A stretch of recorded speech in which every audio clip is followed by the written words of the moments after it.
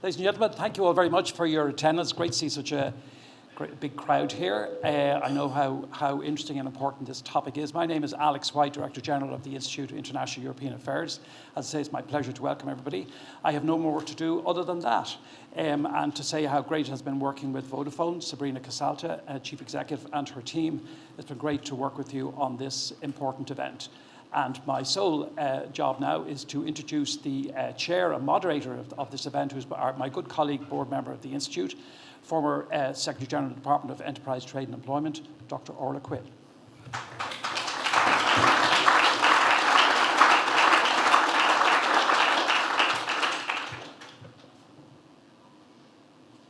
Good afternoon, everybody, and thank you all so much for being here.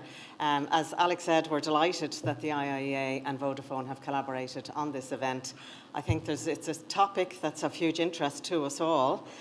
And I think the fact that there are so many in the room and we had such a heavy waiting list shows that very clearly to us. So today's event is securing Ireland's competitiveness through digital infrastructure. A couple of housekeeping rules, if I may, just before we start. 2 exits down here if we run into an emergency. Please note that today's session will be recorded. It's not Chatham House rule, so again, will be recorded and will be made available afterwards. We have a great panel, and I will introduce them following the Minister, because we're absolutely delighted to have Minister Patrick O'Donovan here with us today. As you know, the Minister is Minister for Culture, Communications and Sport, and it is great that he has been able to carve out some time for us. He's a former Minister for Further and Higher Education, so again, that skills piece is obviously another area that's directly applicable in this area.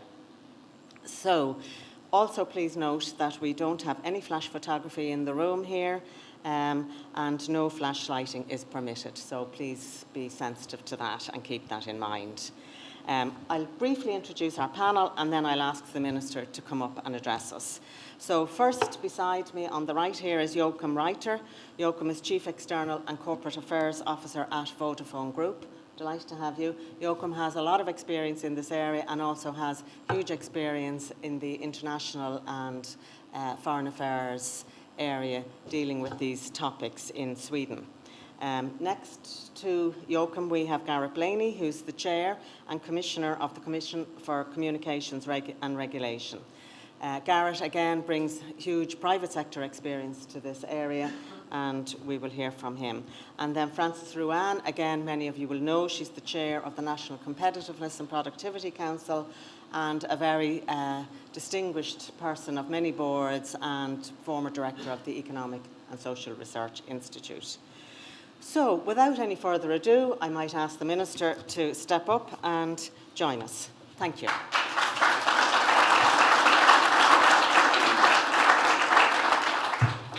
Thanks very much, Orla, and thanks very much, everybody, for the very nice welcome. As I about to break the microphone. So, gur míle mágah agus fáiltear go léir an seo ócáid speisialta seo agus ócáil an habachtach seo an dispóg seo. Securing Ireland's competitiveness is in bold, and the byline is through digital infrastructure, because as Orla quite rightly said, you could stick in a multiplicity of things after the fact there. My previous department in Deferris, taxation, our place in the world, transport, energy, you name it, and we could stick it in there. And of course, this is a time, I think, where it's only right that we are talking about competitiveness, particularly in the run-up into the budget, which is a kind of an economic cycle, comes around every year. And in that vein, I just want to acknowledge my predecessor in the department, Alex White, who's a former Minister for Communications, who's hosting through the IIEA today's event with Vodafone, and thank them both for it. And I suppose, look, from my perspective, just a few thoughts. This is a new department for us. The Department of Culture, Communications and Sport is a new department. And it's off the department of the section of tourism and the Gaeltacht went to rural affairs and to enterprise, with communications coming in. And with it coming in has brought it in a totally different, I suppose, emphasis in terms of the department's roles and responsibilities. We now have responsibility for the regulatory and legislative framework for Ireland's telecoms into and out of the island. But as well as that, and I'm just after leaving them, we have a number of different regulatory authorities, including Commission Man, with the media and social media element as well. So when the department was established, it was originally the Department of Arts, Culture, Communications, Media and Sport. And I know it's not Chatham House rules now, but civil servants are always great to come up with acronyms. And the acronym for that was SMAC. So I didn't fancy being the Minister for SMAC, so that's why we landed on the Department of Culture, which takes arts and culture, communications, which takes media and communications, and all the telecoms and sport is an obvious one. So over the next while, in our role in the department, what we want to make sure is recognise the role the telecoms and the digital infrastructure has played and will play and does play in terms of making sure that Ireland has the economy and the economic successes that we have enjoyed up to now, but not taking anything for granted. And if you look around the world at the moment in terms of geopolitics and what's happening in the world at the moment, anybody that takes anything for granted at the moment is on a hiding to nowhere. And we know that even though, notwithstanding the fact that we're, members of the European Union, very successful members of the European Union, quite a wealthy country, we have a road to travel in terms of the rollout and development of our infrastructure. I was listening this morning, Morning Ireland, many of you were too, in relation to the very basic infrastructure that we all need, which is the ability to be able to flush the toilet. And in Dublin, that is becoming far more of a challenge every day of the week as the population continues to grow. And that's only one element of infrastructure. We also need to be connected to a grid. We need a fit-for-purpose electricity infrastructure. We need a telecoms infrastructure that means that you don't drop mobile phone calls on a train or on a motorway. And we need, obviously, infrastructure through what we did in the National Broadband Plan to make sure that regardless of where you live in the country, that your connectivity to the outside world should be no less or no worse than what it is if you're in the centre of Dublin. And in that space, the government has to lead in terms of laying out a policy platform, but it also has to lead in terms of investment, which we are doing by way of the National Development Plan. And you'll hear an awful lot of, I suppose, criticism, some justified, some totally erroneous in relation to infrastructural projects that have been delivered by the government, this previous government and other governments that might have run over budget. But you very rarely hear anything attaching to, for instance, remarks around the National Broadband Plan. And for those of you who weren't down at the ploughing, the Rural Ireland's annual pilgrimage, it was really, I think, nice to see, and it was very satisfying to see when I called to National Broadband Ireland and our own department pavilion as well, the Department of Communications, to see the change that has been made in terms of the basic accessing of infrastructural development in rural parts of the country, thanks to the government's intervention, which has been led out by National Broadband Ireland, on time, way ahead of schedule, and making a massive difference to people. You won't hear much about it on Morning Ireland because it's on time, it's making a huge difference, and it's something really positive. If it was the opposite, of course, it'd be wall-to-wall coverage. But look, that is what the media do, and more power to them. But it is transformational. And Vodafone are a key partner in that. And they're a key partner in making sure that regardless where you live in the country, that the retail element of the broadband and mobile telephone networks that are available are absolutely critical. And we take this as a given now, but when I came into the Dáil first in 2011, I see my colleague, Minister Timmy Dooley there, we were on the same Oireachtas committee back in 2011. I mean, we were talking at the time around 3G, and I remember saying to somebody from the department at the time, I don't want 3G at all, I just want G. We have come that far, but we still have a long way to go. And in that way of having a long way to go, we have some issues with regard to, for instance, NIMBYism. Everybody wants a mobile phone, but no one wants a mobile phone mast. Everybody wants electricity, but no one wants wind turbines. No one wants solar panels. No one wants an electricity grid.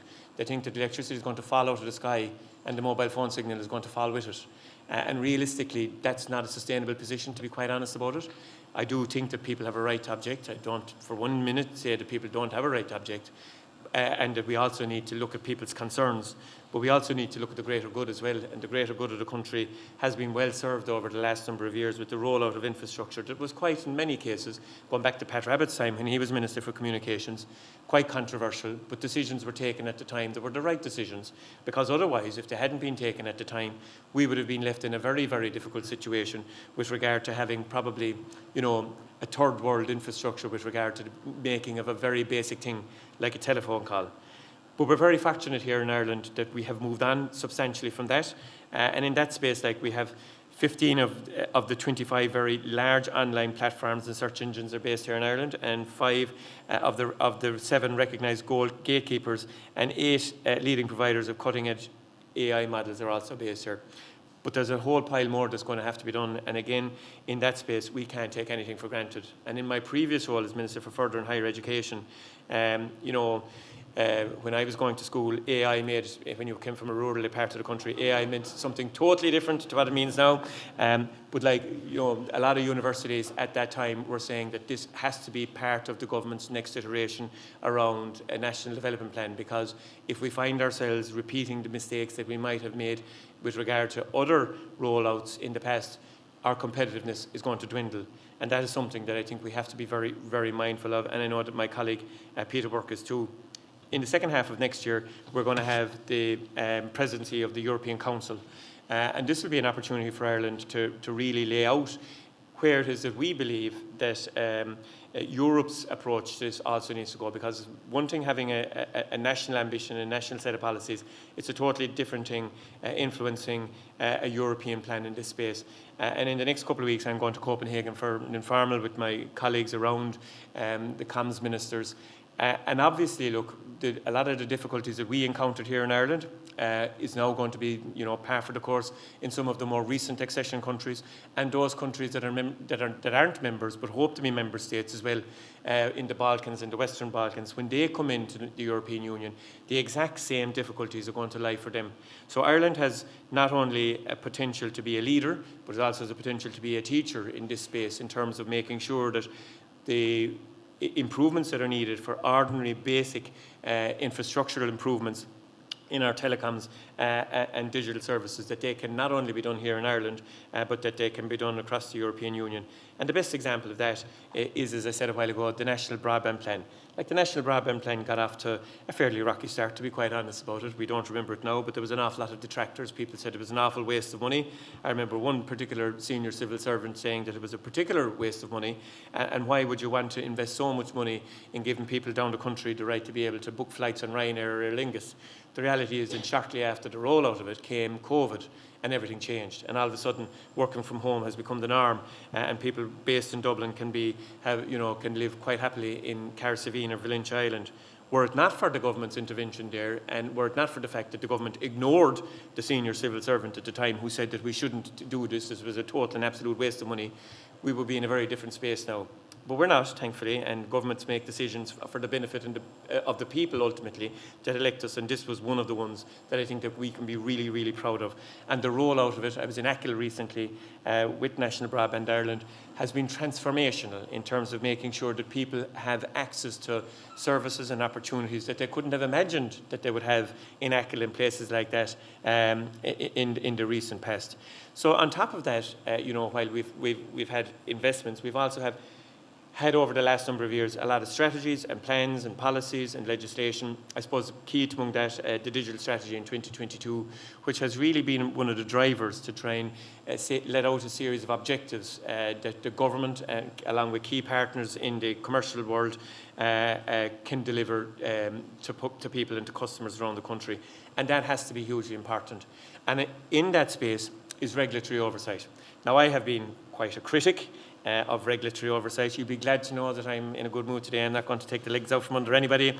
I know there was a deep intake of breath for some people when they saw me come in today. They said, "Oh, Jesus, what's he going to say today?" I'm actually in a good mood, so you're grand.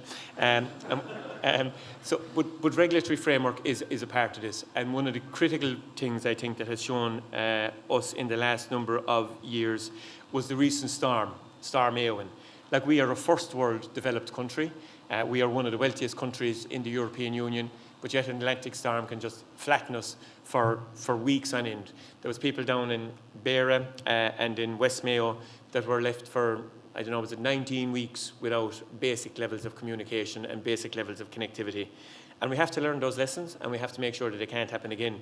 Because there was a time, during that whole fallout of Storm Éowyn, that, they had a better telecom service in Upper Volta than we did in Limerick. And we can't be in that space again. So we need to look at resilience. And companies, and I know that the private sector through Comreg as well, have done a lot of work on this over the last 6 or 8 months.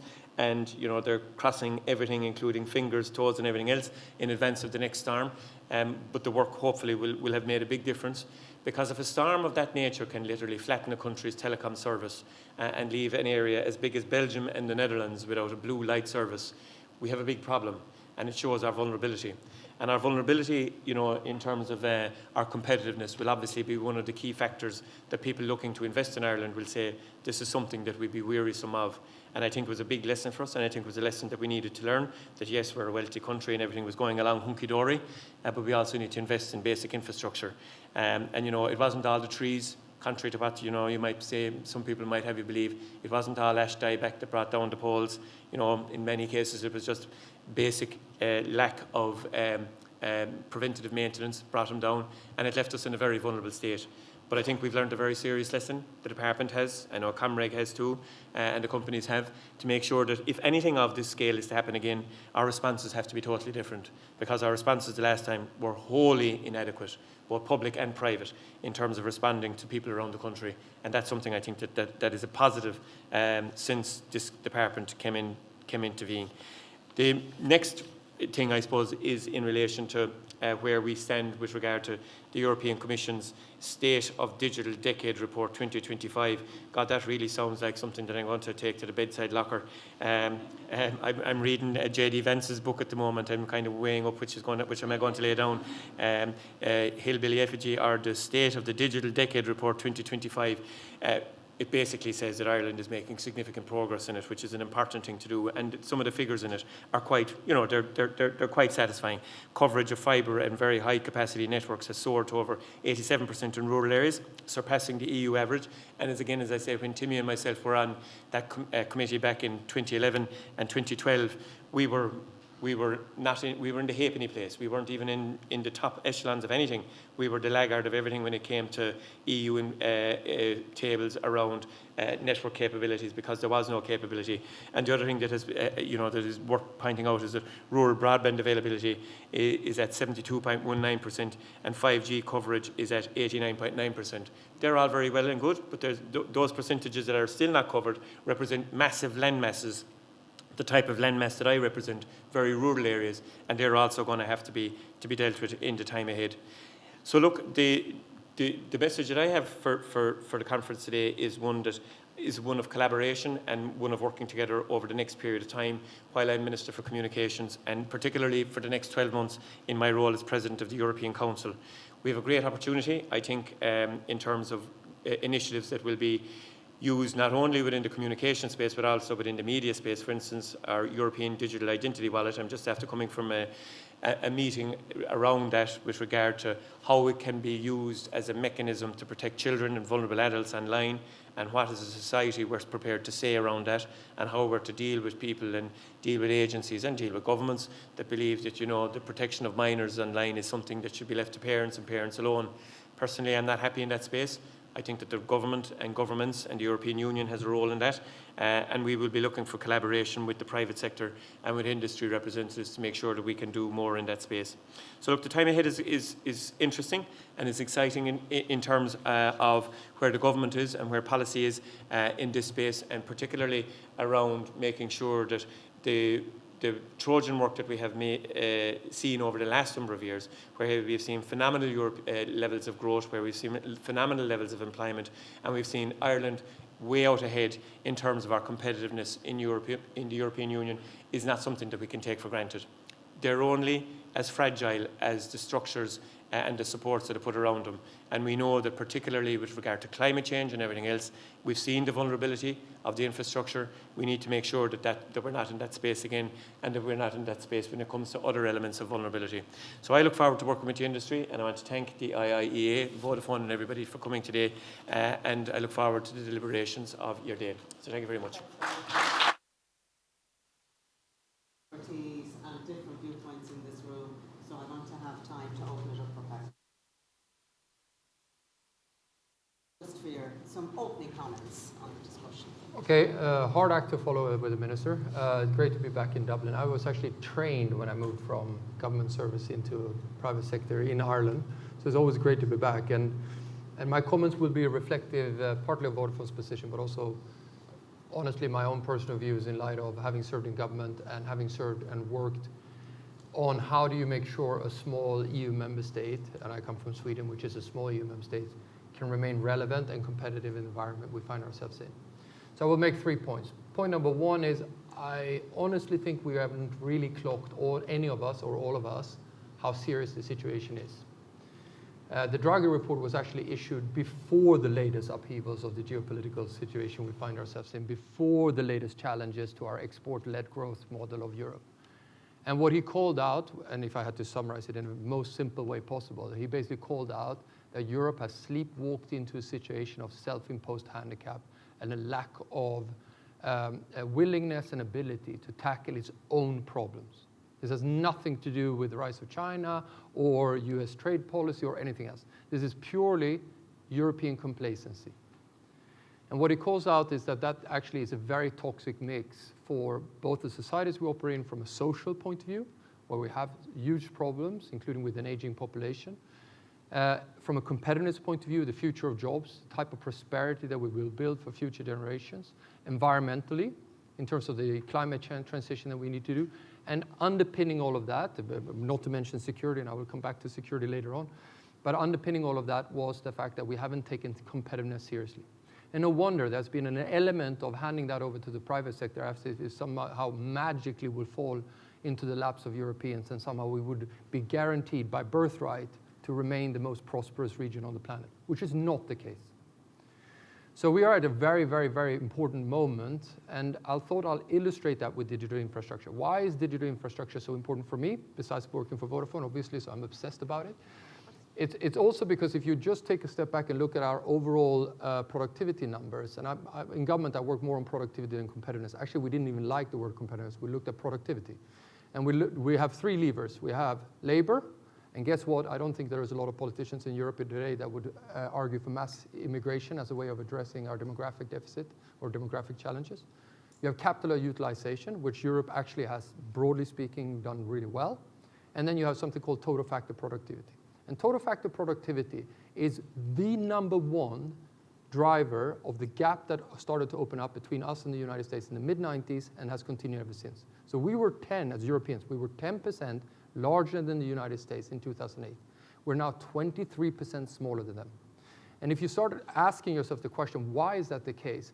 A lot of it comes back to, besides US dynamism and the rest of it, and yes, they have more immigration, but a lot of it comes down to the question around how the US has adopted ICT as a lever of revolutionizing production methods as well as developing new products or new companies or new innovations. So what Draghi puts his finger on, and he talks a lot about the innovation, but a lot of that is driven by the ICT revolution. And the ICT revolution is dependent on digital infrastructure. For all the lovely talks about AI, and I love AI, you cannot run advanced AI on copper digital infrastructure. It just doesn't work. You cannot use the full power of cloud unless you have low latency networks. And this is the second point. So now we have established why we need to double click on digital infrastructure, hopefully. When I double click on digital infrastructure, the reason why I'm obsessed about digital infrastructure at this juncture is because of the change in technology. Everything you have known until now is mobile telephony is a people-to-people communication network. 5G standalone, as we refer to, the next generation of 5G, is the first network that is designed for machine-to-machine communication. It's actually not really done for us. because our ability to watch a cat movie on YouTube, which we do in bed before we go to bed, or in my case, I look at DIY movies, my eye will not see the difference between a high-powered 4G or a 5G DSS or low-quality 5G network versus a hyper low latency 5G standalone network. So 5G standalone, because its architecture for machine-to-machine communication is the unleashing factor for the industrial internet. So everything that we know and how we depend on the consumer internet will happen to the manufacturing industry on the back of 5G standalone and future 6G. So just think about how our lives have changed because of the arrival of smartphone and how we use booking.com to book hotels, or how we use different travel apps, or how we manage our entire lives now on the phone. And you ask yourself, if manufacturing and farming and healthcare and the rest of it will go through the same journey on the back of industrial internet powered by 5G standalone.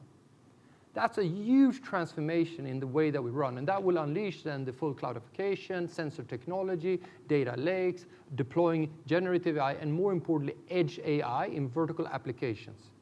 And that's the key thing for Europe to lean into. So you can't run that unless you get low latency networks. So where is Europe on that? So European citizens today have access to 5G standalone at around 2% of its population. In the US, they were laggers on 5G. Trump took a decision, Rose Garden, we're going to win in 5G. He deployed the entire apparatus behind it. US went from lagger behind us to now be 24% of the population have access to 5G standalone. 24% of US companies have access to it. China, 80%. 80%. Give me one example where Europe has caught up and leapfrogged versus China in technology. Because I don't know one. We need to start planning for a scenario right now where we will be anywhere between 6 to 12 years behind China on experimenting with industrial internet applications. I don't know what type of car industry Europe will have in light of that. I don't know what will happen to our chemical industry, our pharmaceutical industry. And that's a fundamental question we have to ask ourselves. Are we prepared to be such a laggard? So Europe is in really bad state. Now, what should we do about it? My last point. So here's where I plead to Ireland. Because Ireland has a magic ingredient that many small EU member states have, which is agility, which is knowing that your size by itself is not one where you can push your size around and sort of have a right at the table. You have to be fast and agile to gain the space. Now, that's actually a secret weapon in this environment, but it comes with a number of learnings. Number one is don't take investment for granted. You actually have to work harder than anyone else to get the investment. And frankly, in Ireland, even though the telecom investors are heavily in Ireland, it is subpar for the type of 5G standalone, of which there's zero deployment currently in Ireland. So there's a big homework to be done to unleash the power of private investment into this private infrastructure. The second thing that is really, really important to do is to think about this as ecosystem.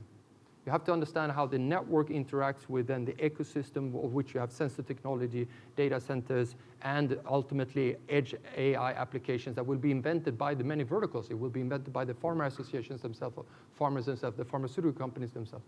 So they are experimenting with that on the back of that infrastructure and really unleashing that innovation. And the third one, which the minister referred to, is collaboration.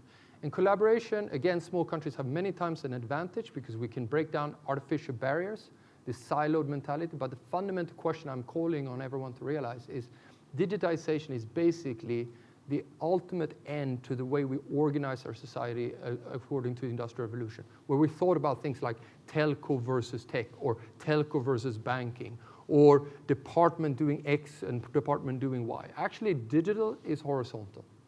And that means that you have to have horizontal strategy. You need to think end to end, including, and which is very difficult, including for a company like us, to understand how economics relate to security. And the minister talked eloquently around resilience, which I'm very passionate about. But that actually is a lot about, are we prepared to pay for redundancy? When we talk about how we build more resilient society, there is an element of redundancy. We need to dare to ask the question, what is the investment climate for redundancy? When we have optimized capital utilization to the extent where actually there's no redundancy left. Supply chain diversification is creating redundancy. Are we prepared to pay for that? If we're not willing to pass it on to consumers, how do we absorb the cost? And it's really important questions, and small countries will be able to lead the way, including in Europe, because we're more agile and we're able to bridge those artificial silos that were created post the Industrial Revolution that doesn't work when we think about digitization. It's a tour de force.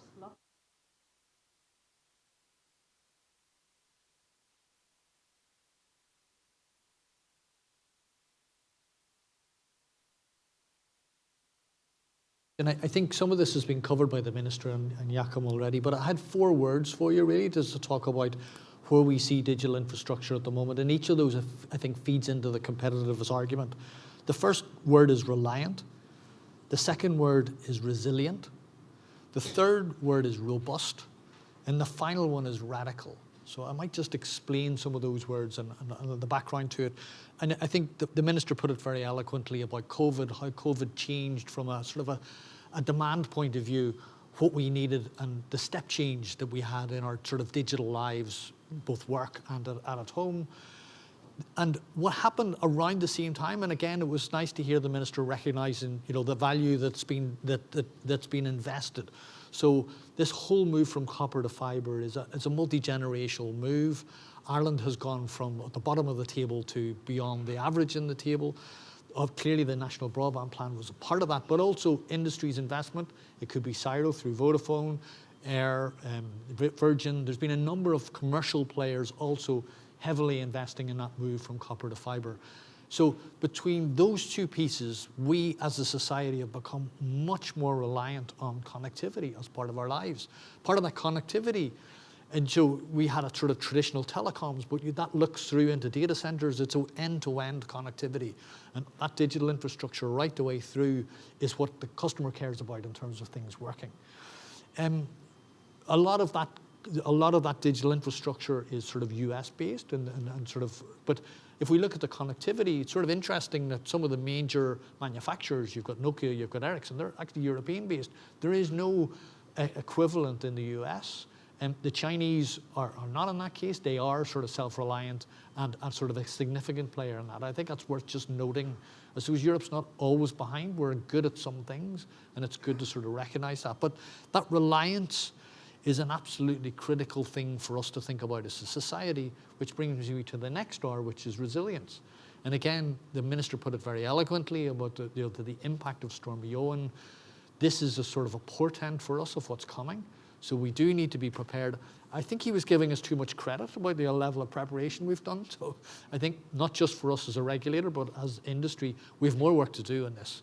We really have to start to think in a deep way about how do we make this system more resilient. And think about it from a consumer point of view. The consumer is much more reliant on this. Their tolerance for not having connectivity, it's totally different. It's not a nice to have, oh, sorry, I can't look at Netflix. You can't go to work. You can't talk to your children. It's an absolutely critical part of society. So the resilience piece is something we're going to have to work more on. The next word I had then was robust. And again, it's reflecting, we're in a very febrile, much less benign geopolitical world where there are players out there who want to take malicious action against our critical infrastructure. And digital infrastructure is really important here. Ireland is it's not just for the Irish consumer, the Irish end user. 30% of data in Ireland, if we believe the stats right, are for the rest of Europe. So we're a significant player at a European level. And we need to think not just about Irish citizens, but European citizens as we think of that investment in a robust system and protecting us. And we as a regulator are pulling in this. So we'll, under NIS2, we will have new functions and new responsibilities. And that's sort of an onus for us to work with all the players in industry to make sure we can rise to the challenge. Now, you're all waiting for radical. It's not a radical regulator, I'm afraid. You'll be glad to hear. The radical in this is the technology. We're not in a sort of an incremental change. If you look at AI 3-4 years ago, LLMs, generative AI, agentic AI, this is a toddler. We haven't seen what this toddler is going to do. We need to deeply think about what the implications are of that for digital infrastructure, because it only works if you have the digital infrastructure for it. So I think we're in a very interesting space. I think regulators are conscious of that, and what we want to do is try and provide certainty, try and provide an environment that will help the investment that needs to come from, capital markets, and hopefully we'll have a sort of a great sort of future coming out of this, sort of engaged with this digital infrastructure. Great. Thanks very much for that, Gareth.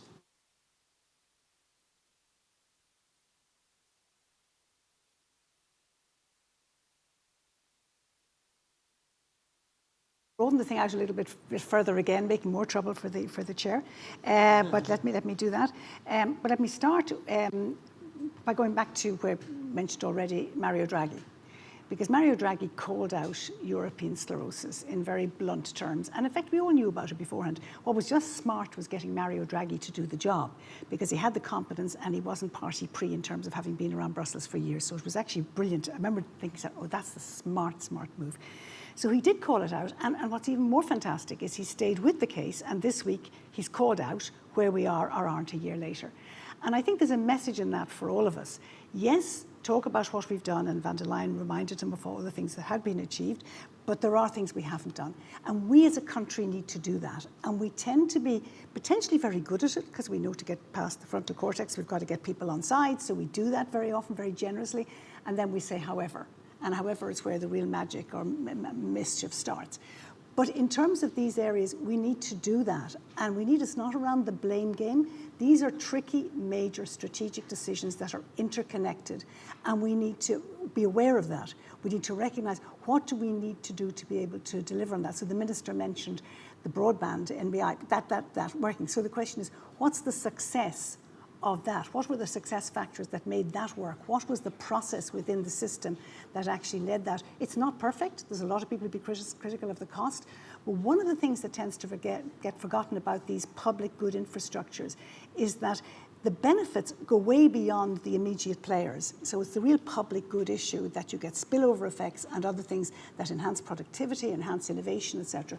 And competitiveness is all about as I said, the weak links in the chain, making sure they're not there. So I like to think of it as being, I used to have a lovely chart at one stage, our PowerPoint slide, which had a chain, and one link was a paper clip.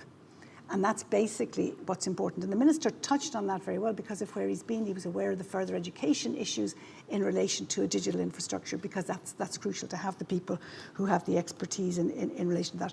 The other way of thinking about ourselves is, think of an orchestra. So ultimately, I'm not saying that anybody conducts competitiveness, but there has to be something that where it all comes together as a collection. And that's particularly what Draghi did. He brought all those big things together. He identified the 10 key areas, and he was relentless in setting out what hadn't been done and what needed to be done. So what I like to think of is that we can have a discussion about the violins are great, and there's actually a very good leader. He's excellent.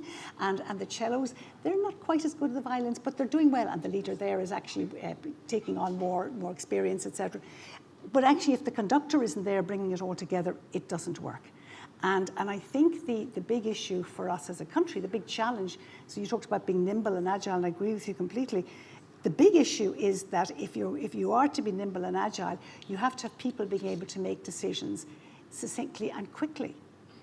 And there we come to the issue that, as you've pointed out, as Gareth has mentioned, this is a highly technical area where we're only in diapers or in toddlers, as you've put it, and it's going a particular direction. So where close to the decision makers do we have the knowledge base to be able to make, not the perfect decision, perfection is the enemy of the good, but the best possible decision given what's there, given who we are as Ireland. Now, for anybody looking at the outside, it's always fun to read how other people describe Ireland. We look really, really good. We've got these very high-tech sectors. We've got these very high-tech activities in some of those sectors. We've made certain investments. We have more strategies to beat the band. What's missing is the connection between the strategies back to my conductor. So the violins have a great thing going, and the cellos have a great thing going, and the bassoons are doing great. But the point about it is the music has to come together to be connected. So the strategies have to be consistent. That's not trivial. That's not easy, because you're talking about quantum strategies, and you're talking about digital strategies, and you're talking about AI strategies, and they have to be brought together. You have to have people who have the intellectual wherewithal to be able to see how do we connect these together in a way we can explain to society at large what the issues and the trade-offs are here. What is the action plan over here that makes sure that we're not working against an action plan over there? There's an issue, economists, it was originally very much a Brussels idea that we should have something called regulatory impact assessment. And that was the idea of ex ante, before you made some decisions, you tried to work out what would happen. Now, what really matters for those type of decisions is understanding that the people you're dealing with are strategic players. They're not just people sitting there waiting for you to do this or do that to them, or hand them this or hand them that. They're strategic. So the whole idea of regulatory impact assessment was to work out in advance, so how are they likely to do? What will they do in the short run? What will they do in the medium run? What will they do in the long run? So we had done something, I think maybe about 5 years ago on the Competitiveness Council about energy, pointing out that what we were looking for in the short run was completely inconsistent with the signals we were trying to give the industry in the medium to long run. We can't afford those, and certainly with digital we can't, because it is effectively the agricultural and the industrial revolution on speed. And it's going to have massive disruption, maybe not as much physical in terms of location of people, but it's going to, in terms of behaviours, have an absolutely huge empowering piece. So I think we should take a lesson from Mario Draghi. We should be prepared to call out what we're doing well, but what we have not yet achieved. Where we're missing the power among decision makers to be able to make decisions in an effective way, not perfection. There will always be things that won't be perfect. But we don't want, and we hear a lot of it said, particularly among civil servants over the last number of years, unexpected consequences of something. I'm fed up of hearing about unexpected consequences. That's because you didn't think through at the beginning where this was going to take you. You didn't treat the people at the other side, whether they're intermediates or whether they're putting down physical infrastructure here. We didn't think that through. And there's sort of some lessons that we can learn just by asking ourselves the hard questions. And there are no easy answers. This is not easy stuff, one way or the other. I was interested when the Minister was talking about the energy crisis and Storm Owen and the learning from that. So one thing struck me. I'm on the board of the Northern Ireland Civil Service, and they didn't do as badly as we did actually under Storm Owen with regard to electricity, because it turned out that they didn't let their trees be as close to their electricity wires as we did. I mean, come on, guys, that's not rocket science. So some of these things are close to rocket science and they are really hard technically, but there are many that aren't. So I would say that the approach that the Minister mentioned there, the way he articulated the interconnectivity between things, is exactly what you want to have. You want to have people not saying, this is my area, or Garrett saying, this is my area, I've nothing to do with this, this and this. If we don't show willingness to cross-connect at some level strategically, we're not going to get to where we need to be. And your reference at the beginning to agility of small countries, we will lose that if we start saying it's what we call in Ireland a May Féin policy. It's just me, my job is fine, my regulation is fine, I'm not worried about that. I'm going to do my job and I'm going to be in front of an interview board or a public appointments committee or some other Dáil committee on something, and I'm going to be sure I've done my job properly. If we take that view to digital, in my view, we were not going to get to the agile place we need to be. Thank you. Thank you very much, Frances. From my perspective, and when I was Secretary General of the Department of Enterprise, Trade and Employment, I do remember back in 22 being on a trade visit in the United States, and one of the CEOs of the biggest tech companies said to me, Orla, if I have a question on digital in Ireland, who do I ring? And it wasn't clear.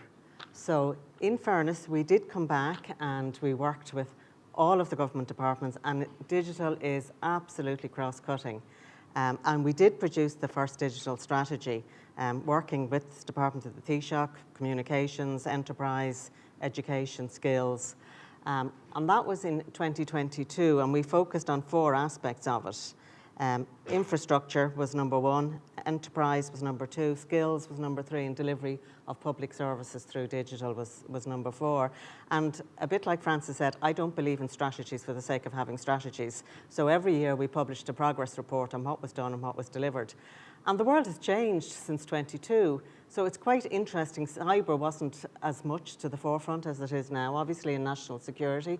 So there is a review going on and a major consultation. I'm sure many of you in this room were involved in that. And it closed last week. So I look forward to that updated plan and the continued implementation of it, because I think, as you said, Joakim, Garrett, Frances, this is too important for Ireland as what I would see it as a very basic, fundamental building block of our society. So, people in the room, you've all listened, you all have views. I'm going to maybe take a couple of questions together if that works for people, because I want to get everybody in who wants to speak. So let's do the usual time-honoured, raise your hand, identify yourself, and the organisation that you're from, if you have one. And I'll start with gentleman here and a lady behind. Thank you. Okay. My name is Vodafone Ireland. I work for the German embassy in Dublin. My question is relating to the tension between basically having European champions and basically internal competitiveness. Especially in the ICT sector, I think scale matters. And if you have a kind of dominant market position, actually, you basically can push everybody else out.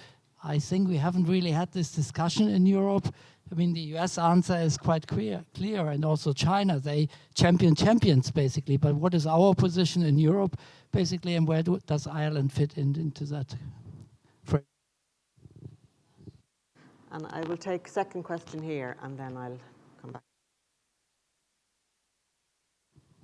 Thank you. Hi. Thank you very much for all the insights today and for the invitation to being here. My name is Geraldine Magner. My own company is an Indigenous tech company called Iter Analytics.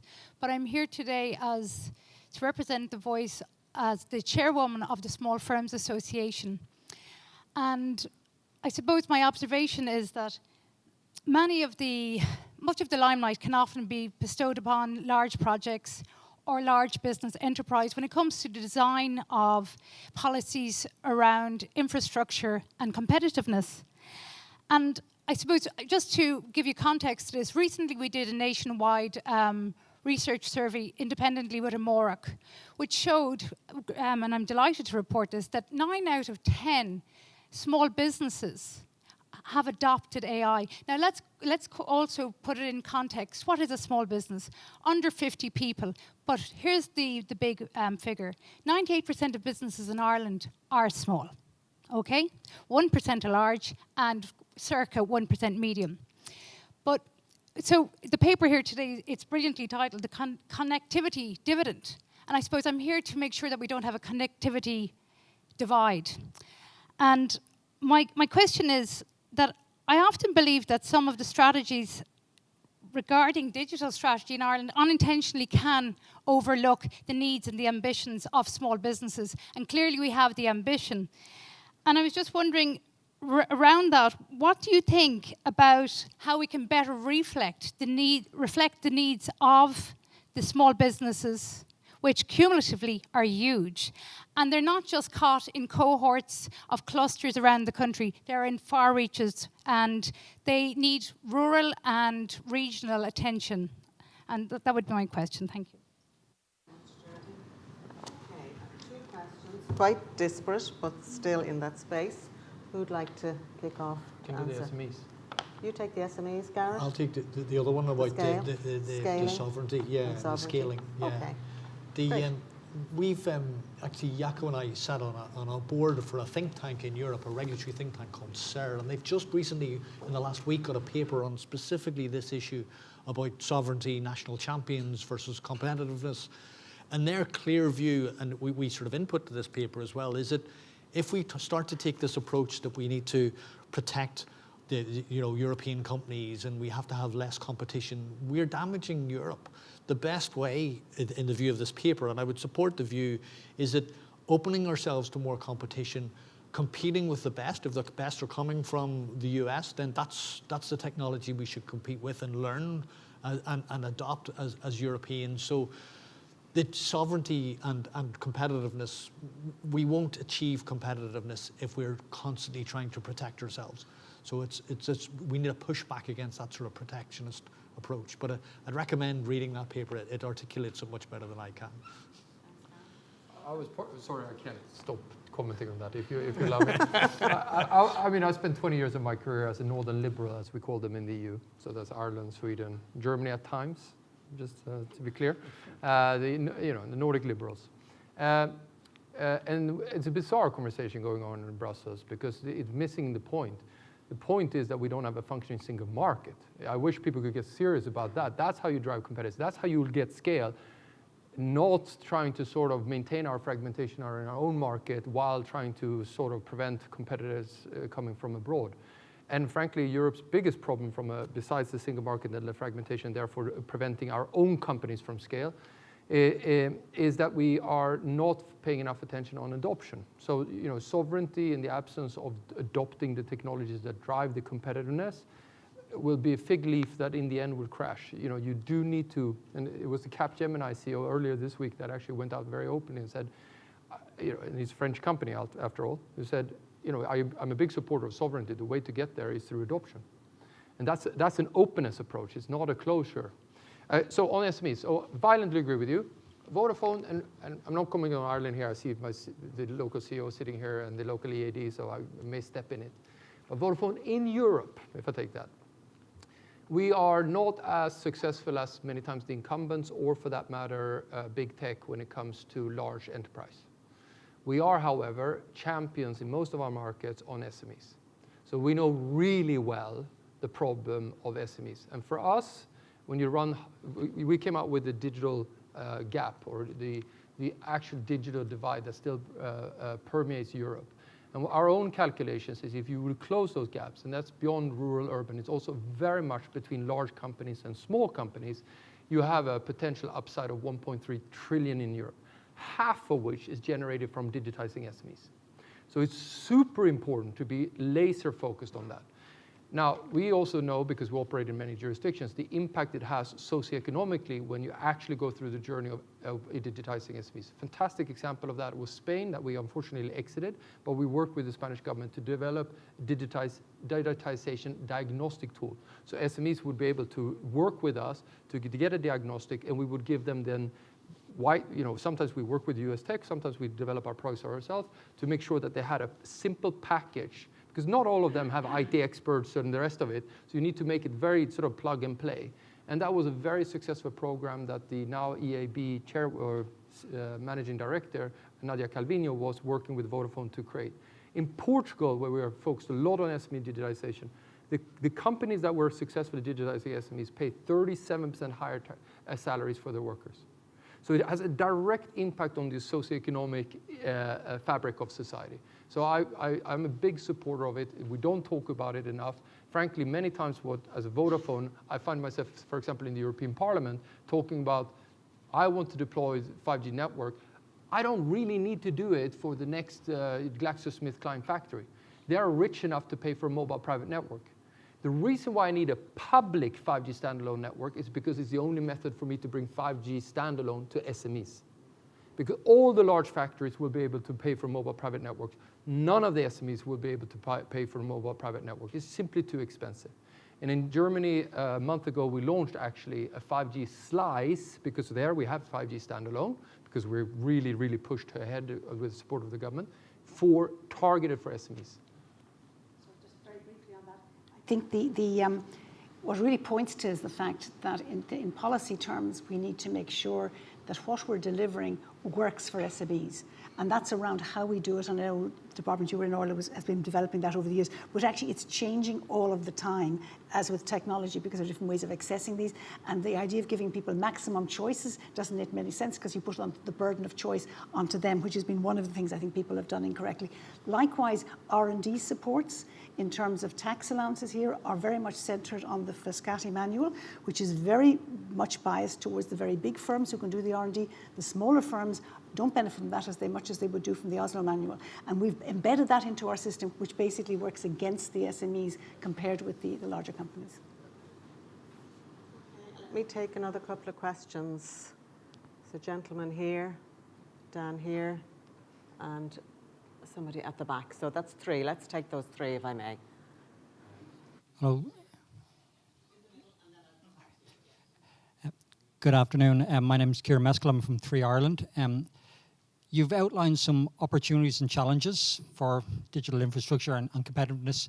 What is the one policy change each of you would take if you could? To deliver the digital infrastructure that feeds into competitiveness. What is the one policy change that each of you individually would take if you could? Thanks for that, Kieran. Gentleman down the back.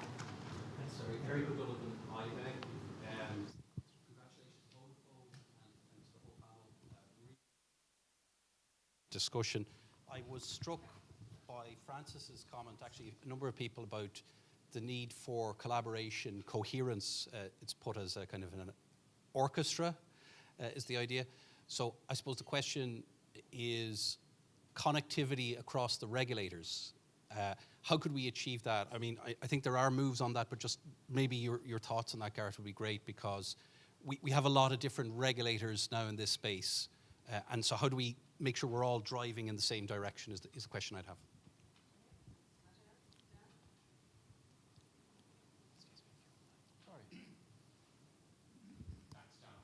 Chief Economist here at the Institute. Thanks to all the panelists and the chair. The Mario Draghi report, year out, has been mentioned a lot of good stuff in it, a lot of urgency. But the one area that struck me in it was his advocacy of replicating US for broadband. Now, what's the best indication of competitiveness in a market? Prices. So prices for broadband in Europe are lower than they are in the United States. So I couldn't quite understand why he was advocating moving towards the European model when European prices are lower. So just interested to get the panel's views on that, on the levels of competitiveness in that segment of the market, at least in Europe, and are we actually doing better than the US, and we don't want to go down their route, which may be excessively oligopolized, as we say. Okay, thanks, Dan. I'm conscious we're slightly over time, folks. I'm going to run it a little bit, just to, obviously to let the panelists answer, but we did start a little late as well. So hopefully many of you you're still with us. So we'll take these three, and then we might move to wrap up. Okay, the one policy change, and in the EU I would have to say three. So in Ireland I'll say one, because you asked about Ireland. For me, the lifeblood of our industry, digital infrastructure, is spectrum. Move to forever perpetual licenses, which, by the way, is one of the things the US does. Move away from auctions, prolong the spectrum that is already in the books, and instead force the industry to contractually commit to invest the money that's saved by not paying for the spectrum. So put the money to use for the benefit of citizens and businesses as opposed to going to the fiscus. That's the one thing which would make a huge difference and benefit everyone and accelerate the rollout. On the example of or the orchestration, I think personally South Korea did a fantastic job because they are closer to China, so they probably paid more attention to how China took off than we in Europe did. So South Korea, at prime minister's level, this is never treated in South Korea. Digital or connectivity is not a departmental issue, it's a prime minister issue. And so therefore the prime minister established the South Korean strategy for 5G standalone leadership and has orchestrated that across all relevant departments. And that includes, for example, public services and how to digitize that, utilizing the data also from the public services for public good and the rest of it, including rapid acceleration of 5G standalone. In terms of Draghi, and that's a really good question, and I could spend forever talking about it, to simplify it down, Europe has taken something as complex and as important, and it is the number one measure of success in my view, which is consumer welfare, which is not prices. Because consumer welfare includes the question around quality. And one of my concerns is, if you take, for example, a country that runs super low prices, but in the process of doing so have killed the investment cycle that is underpinning this industry, will end up, everyone has low prices for 3G. Why is that great if everyone else has moved to 6G? So if you have already a proof point of Europe's prices, and by the way, I'm not advocating a higher pricer, I'm advocating that we need to solve this investment conundrum through other means, but Europe has put itself that it moved from a leader in rolling out mobile technology to a laggard. The best performing capital 2 years ago in Europe was Helsinki on 5G. It was worse than Bangkok. I mean, I'm not even bringing in the US. My home country, Sweden, at that time was worse than Guatemala. UK was behind Costa Rica. I mean, we're not competing here with the world champions of competitiveness. Huh? So I think there is a wake-up call. And yes, it's true, prices are super important. Why? Because it drives affordability, which drives adoption, which is great. But you have to make sure that it doesn't break the investment cycle, because it's the investment cycle that drives long-term price deflation in this industry. We throw more capacity every time we upgrade our network. And that then creates a virtuous cycle of investment and price deflation. Thank you for that, Joakim. Garrett? So I might answer Eric's question first because it sort of goes into my policy ask, I suppose, as well, which is we have identified that as an issue of how do we work as regulators. So we have a group of 4 regulators on the digital side, so ourselves, CCPC, Commission Oman and DPC. We meet on a regular basis. And I want to call this out at government level. We also have a senior officials group, and we will meet with them on a regular basis. We'll have our next meeting next week. We sit down, we talk about the various things that are coming in from Europe. There's a large range of new digital files that are arriving on our desks, sort of collectively. And that sort of feeds into my ask. It would be nice at a European level to have a little bit more cohesion around all these digital files. Just feels there's been an awful lot of them. And if they could just be more cohesive together, I think that would help a lot at a European level. In terms of the competitiveness now, Joakim, you and I probably don't agree on this, and that's okay. Regulators don't have to agree with it. So we and my fellow commissioner, Robert, is actually chairing the European telco regulators at the moment, and they've done quite a bit of work looking at the US markets. But I tend to agree with you that the prices are certainly cheaper at a European level, but I'm not sure that the infrastructure is better. You have to be very careful comparing geographies are quite different. But connectivity in the US is, I don't know if you've been there recently, but you get a train in the US, once you move out of the city, boom, and the Wi-Fi in the train is terrible. And it's not got the connectivity that we've started to just take it for granted in Ireland. So, I do think that it's really important that we have that investment. On the spectrum side, we have a different view on spectrum. We think, we have 20-year licenses. I think it's really important that the people are not investing in a government of the day. They're investing in a system. They're investing in good regulation. They're investing in certainty. And that's something that Europe has, arguably as an advantage at the moment with the US. There's some changes going on in that certainty that's undoing and will have long-term consequences. But for spectrum, so we have licenses for 20 years, but we think we don't know what's going to happen in 20 years' time, so it's better to have that. It's a state resource. We manage that resource on behalf of the state. We say we don't do it to maximize revenue. We do it in a way that tries to we say that an auction is a good way of allocating a scarce resource. But we do that on a sort of every so often on the basis that we don't know what the needs will be in the future, and we think that's the best way of assessing that. I'm sure we'll have fundamental disagreements on that, but that's the rationale for why we do it the way we do it. Yeah. Final word to yourself. Very quickly, just in relation to the South Korean example, I mean, things when they are important in Ireland, usually they require crisis to use the word, and we're slow to use it, but we sometimes should do it more often.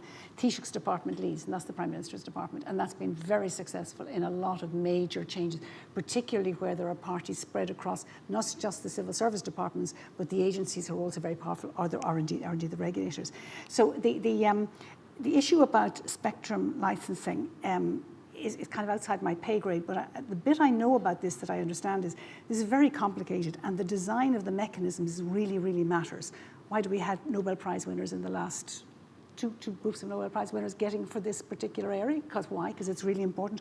Why are they directly involved in advising American companies and government how to do this? So that's really important. I don't know to what extent we have that expertise here and how we're using it and how it's seen, but what we do know is that how you do these things really matter for the long term. And weaknesses in design can either be underinvestment or can end up being to lower prices but uneven.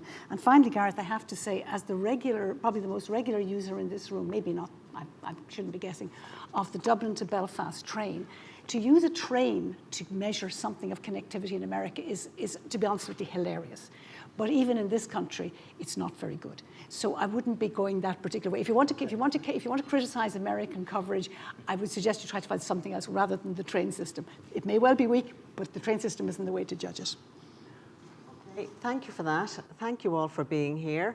I did say earlier that the strategy has just closed its consultation. I did touch base with them this morning, said if there's anything wonderful, please let us have it. So I will reflect back some of the comments here. It is being run from the Prime Minister's office. So again, as I said, both in terms of regulators, agencies and government departments, and obviously all the industry, because I do think one thing Ireland does do very well is talking to right across the board, industry, private sector, SMEs.